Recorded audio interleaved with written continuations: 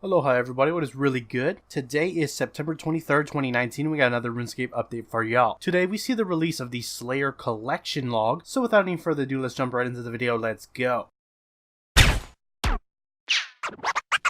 Cats is the illest. What you talking about, Willis?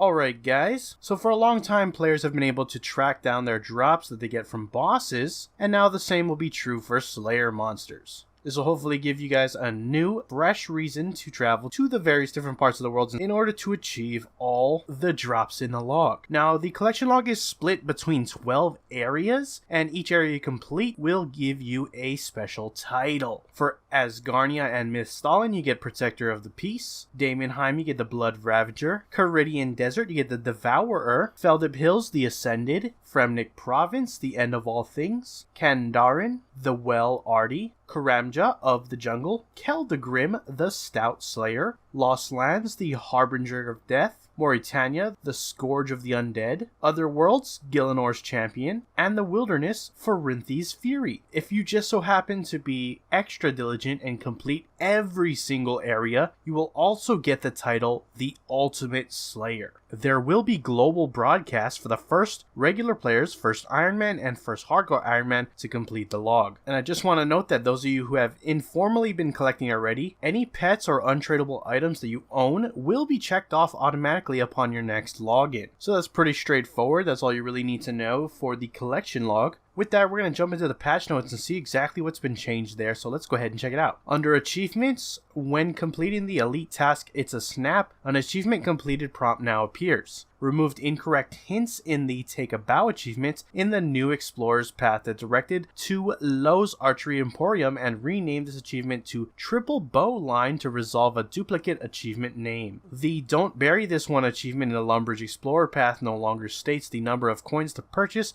an iron hatchet since this varies with GE value. The achievement Some Old Dusty Journals for the Master Quest Cape will now correctly trigger when reading the journals in any order. Moving on to some combat changes, Ushabti now displays the correct soul captured when killing small scarabs. The prayer filter now stays activated when logging out, then back into the game. Updated the Madrat Aura's Examine info to better reflect its effects. Rabbits in Berthorpe no longer drop bones, so that the prayer path is not unlocked during the first Berthorpe path, earlier than new players are introduced to the concept of choosing paths. Moving on to some graphics changes.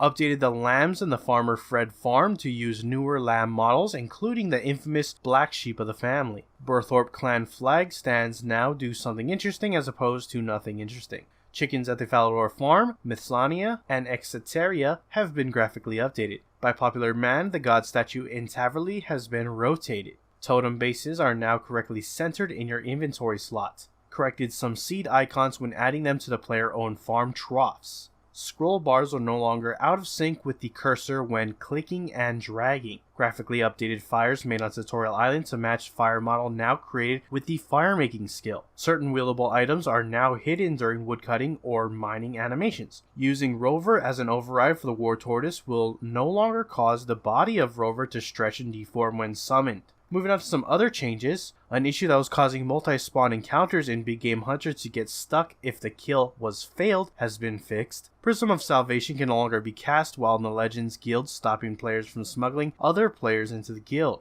Farming Tutor at the Taverley Potato Patch will now respond to attempts to water the potato patch with a watering can on your tool belt. Fixed an issue where pickaxe was converted to coins under certain conditions. Corrected the message when making decorated skilling urns. The text highlighting the keywords in NPC chats on desktop has been changed from gold to dark blue on Tutorial Island, as it's more legible on its lighter parchment background. One button gameplay now stays enabled when logging out and logging back in. Information about activating quick players in EOC mode has been updated. Corrected a tree canopy near the Hunter Tutor south of Berthorpe, which was removed when the tree was chopped down. Spirit Onyx now returns to the inventory once converted back to its unused variant.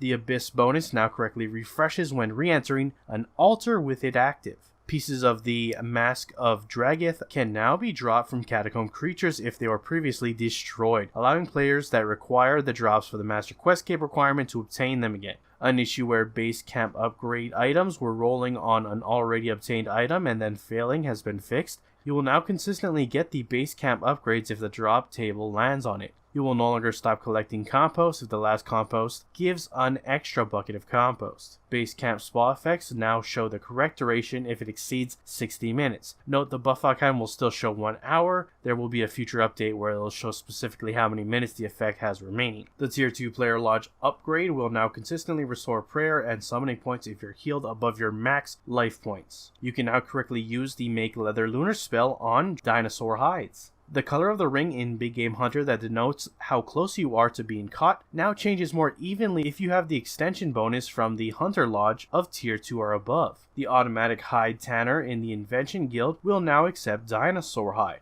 Noted damage hide in Big Game Hunter can now be placed in Beast of Burden inventories. Quick Chat now correctly counts the fish caught in Wyco/Whale's Maw when using Porters or the Imp Sold perk. Remove the duplicate level requirement in the quest journal for the Perils of Ice Mountain. Minigame tracking will now correctly update for the Premier Club Vault. Light Creature's Enlightenment buff now correctly gives XP when it consumes cursed memories. The deposit box at Whaler's Maw will now correctly stop people from using the Deposit All feature if they have not purchased the unlock from the Wyco reward shop. And finally corrected an issue where interface panels might be unavailable when skipping survival steps on Tutorial Island. That is it for your patch notes. Links to everything discussed in this video will be down in the description below if you want to head over there to do so and check it out. With that, I'm wrapping up the video. If you enjoyed it, hit that like button. If you're not subscribed and you want to stay up to date on all things RuneScape related, then hit that subscribe button. I appreciate you guys watching. I am out. Aloha.